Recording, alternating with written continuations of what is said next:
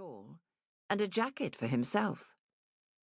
She didn't ask how he'd acquired them, for he often brought things home that he couldn't have obtained honestly. "This is what you must do," he'd said. "Get dressed now.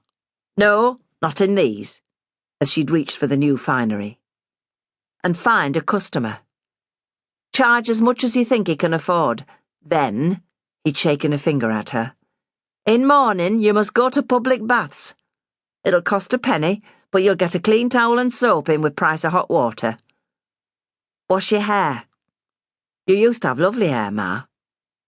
And she nodded. For she did, thick and fair and curly. He winked. "Then we're in business." "What you talking about, Jamie?" she'd asked. "How can we be in business?" "I'm going to choose your customers," he grinned. "I've been observing folks coming and going, and I know best places to catch 'em. And it's not walking up and down outside inns and public houses like a common drab." She was unsure to begin with, but she'd trusted him, and it had worked. He approached not single men walking alone, but groups of men coming out from their banks or places of business, and in a sly whisper told them that he knew of a very presentable lady who was most obliging. There was much guffawing and loud banter as they refused his offer and walked away, but there was always one, or sometimes two, who would turn their heads and catch his eye. He would nod and place his finger on his lips to denote secrecy, and then sit on the nearest steps or wall and await their hurried return to arrange an assignation. He was often given a copper for his trouble, and when the time and place were arranged, he would race off to the nearest clean and private establishment, where they were discreet about such matters, and book a room for an hour. As time went on, his mother's customers became regular. Her income was steady, and they eventually were able to afford a ground-floor room of their own instead of having to share with others. Although Middle Court was hardly luxurious, the rent was cheap, and the neighbours minded their own business. Jamie had no other regular job, but he carried messages about the town and was known to be discreet. He delivered packages and parcels, and even joints of meat for the butcher and boxes of groceries for the grocer, both of whom also happened to be his mother's customers. He was his own master, beholden to no one, and always had money in his pocket.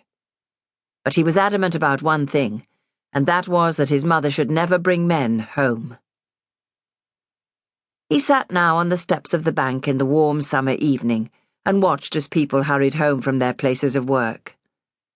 Through shop windows he saw shopgirls with weary faces and drapers folding rolls of cloth and rearranging their displays. Factory workers trudged along the street towards homes where there'd be little comfort, and he was glad of his good fortune that he and his mother could choose their working hours. They didn't have to be up before dawn broke through the skies, but were usually just tumbling into their beds. He saw Ruby come out of the chemist shop and hurry across the street to a man with a small boy. Curiously, he observed her as she spoke to the man. "Surely," he muttered, "not Ruby." But then he saw that the small boy was her brother. He watched as Ruby herself watched the man walk away, and Freddie constantly turn around to wave, and his natural inquisitiveness made him want to know what was happening. He followed Ruby as she raced towards home and greeted her mother as she came out from the alley. Saw money change hands, and her mother scurry off towards the tap and barrel. "They've come into money," he mused. "I wonder how." And it was then that a process of thought began, and he saw Ruby in a different light. When Daniel Hansen pushed the cart down the alleyway and saw the two girls sitting side by side on the doorstep, he was immediately struck by their closeness, their obvious easy companionship. At first he thought that perhaps they were sisters, even though they were dissimilar. One so dark and lively, who looked as if she might have been plump had she had sufficient to eat, the other fair and slender.